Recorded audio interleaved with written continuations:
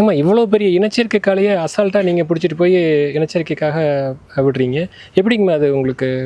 எவ்வளோ நாளாக காளை பார்த்துட்ருக்குறீங்க? நான் 2 வருஷமா பார்த்துட்டு இருக்கிறேன் காளைங்க. சரிங்க. இங்கே வந்து 2 வருஷம் ஆச்சுங்க. நீங்கள் இங்கே வந்து 2 வருஷம்? நான் வந்து 6 வருஷம் ஆச்சுங்க. இதுக்கு முன்னாடி மாடு எல்லாம் அந்த காளை வந்து 2 வருஷம் ஆச்சுங்க? ஆமாங்க. 2 வருஷம் நீங்கள் தான் பார்த்துக்கிறீங்க? ஆமாங்க. இதுக்கு முன்னாடி வேற காளை இருந்துச்சுங்க, அதையும் நான் தான் பார்த்துக்குவேங்க. ஓ. அந்த காளைக்கு வந்து அப்புறம் இந்த காளை வந்து 2 வருஷம் ஆச்சுங்க. சரிங்க. அதை நான் தான் பார்த்துக்கிறேங்க எல்லாமே.